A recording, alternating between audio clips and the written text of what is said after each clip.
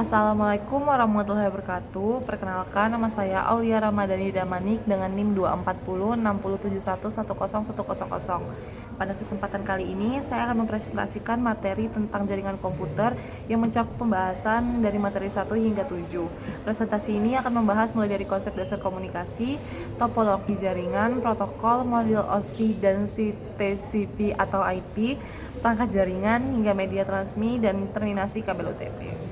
Baik, PPT ini latar belakangi oleh era digital yang dimana sekarang jaringan komputer ini menjadi tulang punggung dari sistem informasi modern. Melalui jaringan komputer, berbagai perangkat dapat saling berkomunikasi dan bertukar data secara cepat dan juga efisien. Maka dari itu, penting bagi kita memahami dasar-dasar jaringan agar mampu mengelola serta memanfaatkannya dengan optimal. Baik, langsung ke materi pertama, yaitu materi konsep dasar jaringan komputer. Komunikasi baik antar manusia maupun antar komputer membutuhkan 3 unsur utama, yaitu pengirim, penerima informasi, serta alat media komunikasi, dan tentu saja informasi yang dikirimkan. Sebagai contohnya, yaitu manusia itu menggunakan mulut, komputer menggunakan LAN-card.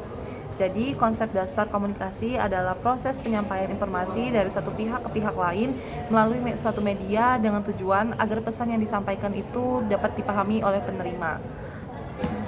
Lanjut, topologi jaringan komputer. Topologi jaringan komputer merupakan bentuk atau pola hubungan antara komputer dalam suatu jaringan. Jenis-jenisnya ada 5. Yang pertama point to point, yaitu 2 komputer yang berhubungan langsung. Yang kedua satu kabel utama yang rawan kolision. Yang ketiga ring atau data lewat token yang jika satu rusak jaringan yang lainnya akan lumpuh. Yang selanjutnya yaitu star, yaitu menggunakan hub atau switch agar mudah dikelola.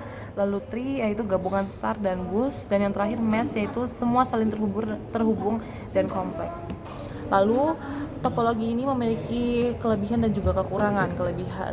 Kelebihannya itu star topologi itu mudah untuk dikelola, bus itu hemat kabel, dan ring tertib dikirim data, mesh yaitu koneksi stabil. Nah, dibalik adanya kelebihan pasti ada kekurangan. Kekurangan dari star itu hubungan itu akan rusak atau lumpuh, atau maksudnya itu jaringannya.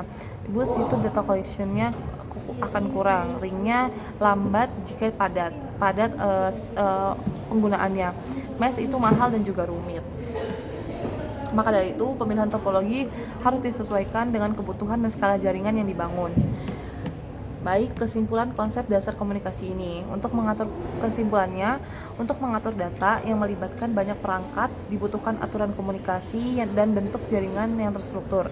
Topologi jaringan komputer terus berkembang seiring dengan kemajuannya teknologi, sehingga komunikasi antar perangkat dapat berjalan semakin efisien dan juga cepat. Selanjutnya, materi kedua yaitu protokol standar jaringan komputer. Nah, kita masuk ke pembahasan protokol jaringan komputer. Protokol sendiri itu merupakan sekumpulan aturan yang digunakan untuk mengatur komunikasi antar data perangkat dalam sebuah jaringan atau perangkat. Tujuannya ini agar perangkat dari berbagai vendor dapat saling berkomunikasi dengan baik dan terlepas dari perbedaan sistem operasi atau jenis perangkat keras lainnya. Nah, jenis protokol utama itu ada 3. Yang pertama TCP atau Transmission Control Protocol. Nah, ini jenis topologi yang lambat namun andal karena memiliki koreksi kesalahan. Lalu yang kedua yaitu UDP atau UDP Datagram Protocol. Ini jenis topologi yang lebih cepat tapi tidak menjamin keandalannya. Lalu yang terakhir atau ICMP, yaitu Internet Control Message Protocol. Ini biasanya digunakan untuk tes jaringan seperti perintah ring. Lalu TCP atau IP dan juga lapisan-lapisannya. TCP atau IP adalah standar komunikasi data dalam jaringan komputer yang memiliki 4 lapisan utama. Yang pertama network, interface, yang kedua internet, yang ketiga transport, dan yang terakhir application. Nah, masing-masing lapisan memiliki fungsinya tersendiri, mulai dari network interface ini untuk mengubah data jadi sinyal, internet itu untuk menentukan alamat IP, dan transport itu untuk memastikan data diterima dengan baik.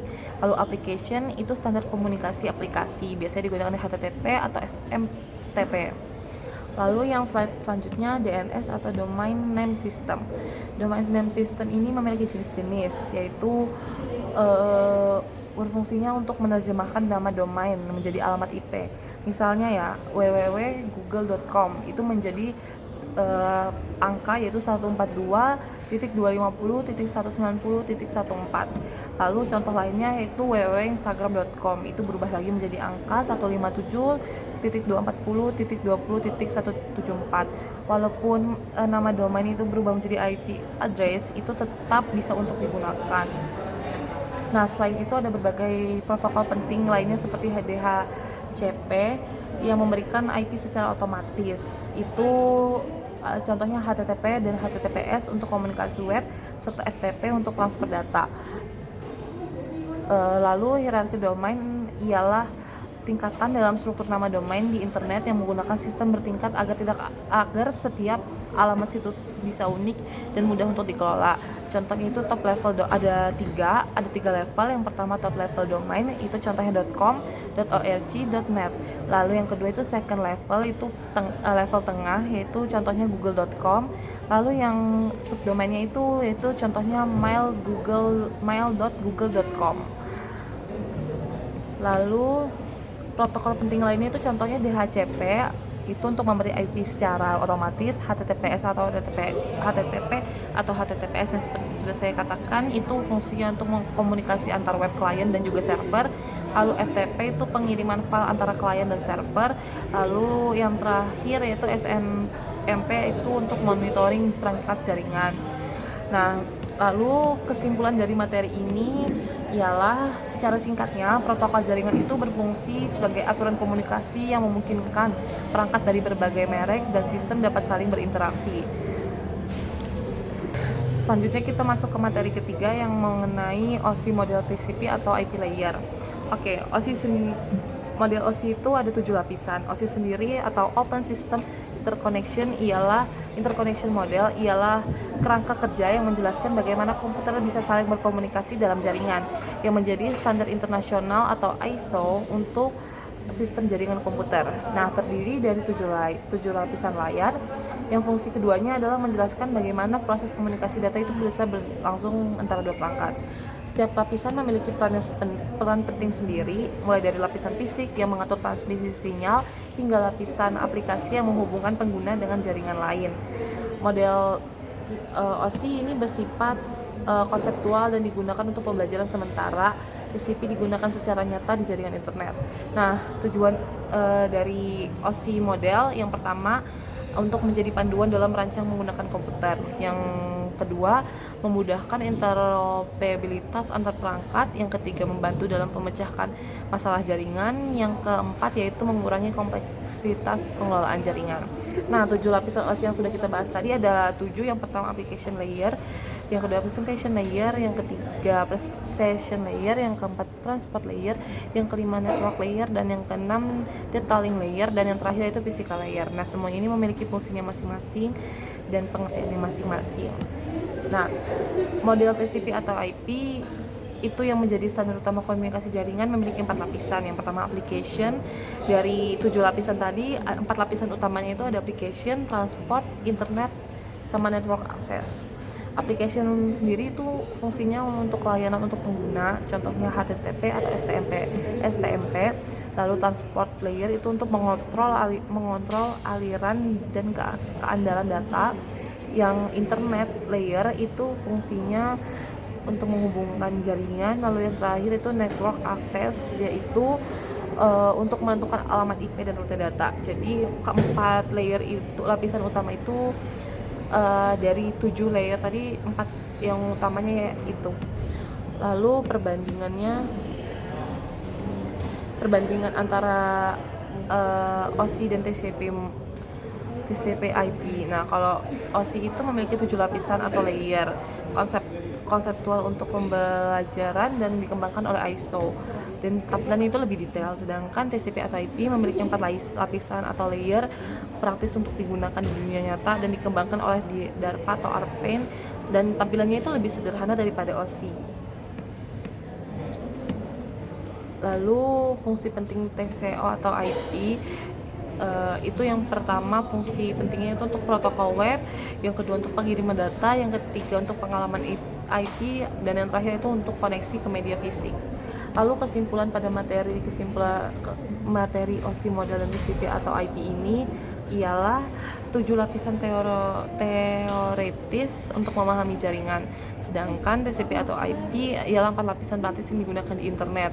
Nah, keduanya itu memiliki fungsi yang sama untuk membantu komunikasi antar perangkat agar berjalan efisien dan terstandarisasi. Baik, materi selanjutnya ialah perangkat jaringan komputer. Nah, perangkat jaringan komputer itu ialah komponen atau alat yang digunakan untuk menghubungkan beberapa komputer agar dapat saling berkomunikasi, berbagi data, dan sumber daya seperti printer atau koneksi internet. Contohnya itu hub, switch, router, modem, access point, dan firewall. Nah, masing-masing contoh itu memiliki fungsinya sendiri-sendiri.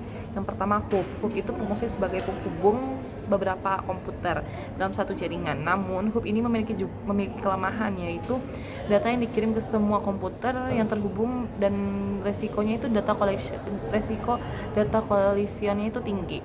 Lalu fungsi dari switch itu ada 2 jenis, yaitu manageable dan manageable, yang berfungsi untuk menghubungkan komputer dalam satu jaringan. Switch itu memiliki kelebihan commutable untuk menyimpan alamat MAC dan mencegah data selection. Lalu contoh lainnya itu router, modem, dan access point. Nah, itu router itu untuk penghubung antar jaringan dan menentukan jalur pengirim data.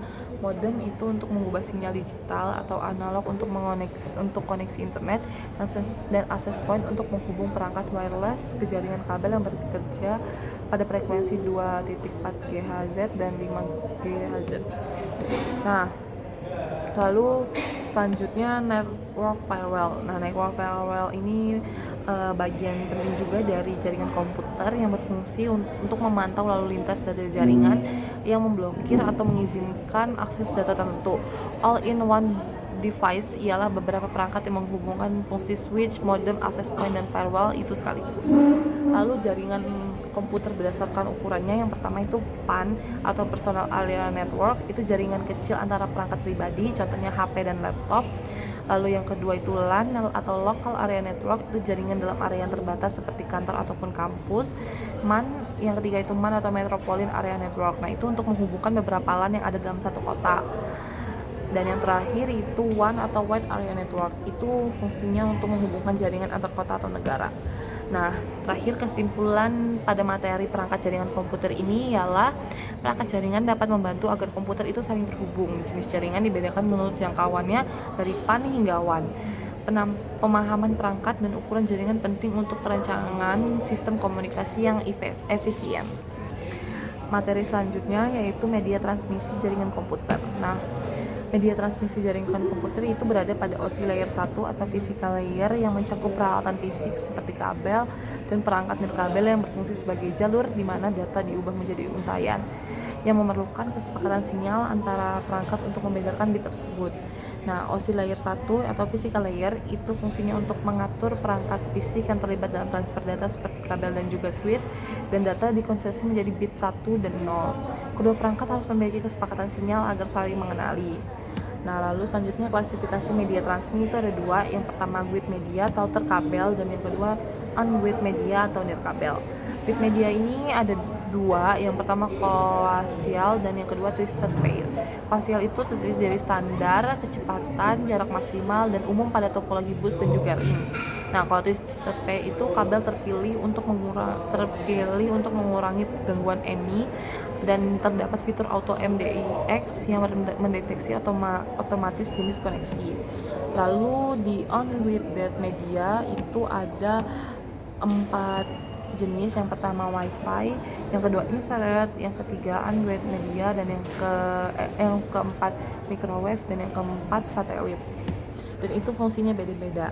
Lalu selanjutnya itu ada LiFi atau light fidelity, itu menggunakan perubahan intensitas cahaya LED untuk mengirim data dengan kecepatan 4,5 Gbps dengan jarak 2 meter dan 1,1 Gbps, itu jaraknya 10 meter, yang aman, cepat, dan tidak terganggu oleh sinyal radio. Nah, kesimpulan pada materi media transmisi jaringan komputer ialah media transmisi jaringan komputer itu meliputi koaksial, twisted pair, dan fiber optik. Juga media transmisi jaringan komputer meliputi unwith yang meliputi Wi-Fi, infrared, microwave, satelit, dan LiFi. Lalu kita sudah sampai pada materi terakhir, yaitu terminasi kabel UTP. Terminasi adalah proses penyambungan ujung kabel dengan konektor yang biasanya itu konektornya itu RJ45 jenisnya, yang digunakan agar kabel dapat menyalurkan data antar perangkat jaringan yang berfungsi untuk menghubungkan dua atau lebih komputer. Nah, ini fungsinya untuk menyalurkan data berupa sinyal listrik dan digunakan pada berbagai jaringan seperti LAN, router, dan juga switch.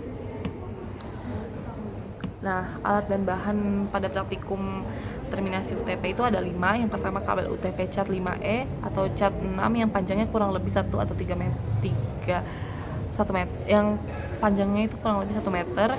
Lalu konektor RJ jenis RJ45 dan tang crimping dan LAN tester atau LAN tester, dan juga yang terakhir alat dan bahannya itu gunting atau alat tajam.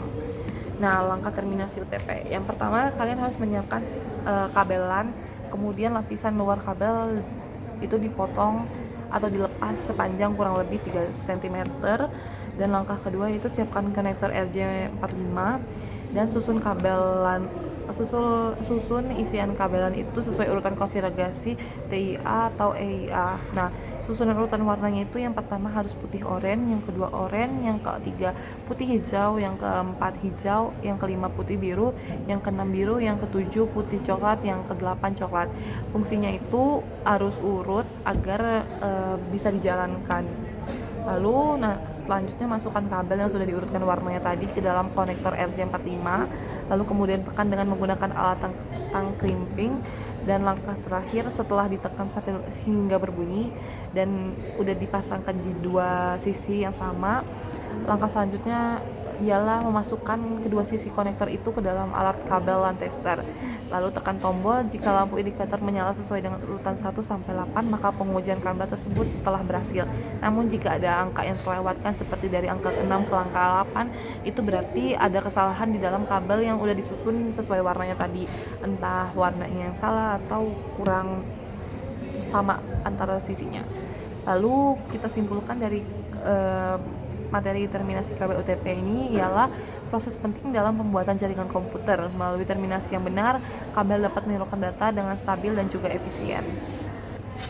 Oke, sebagai penutup dapat disimpulkan bahwa jaringan komputer ialah sistem penting yang memungkinkan pertukaran data dan komunikasi antar perangkat melalui pemahaman tentang konsep dasar, topologi, protokol model OSI, dan TCP atau IP, perangkat jaringan, media transmisi, serta proses terminasi kabel. Kita dapat membangun jaringan yang efisien, aman, dan juga andal. Sekian presentasi dari saya, kurang lebihnya saya mohon maaf. Terima kasih atas perhatiannya. Wassalamualaikum warahmatullahi wabarakatuh.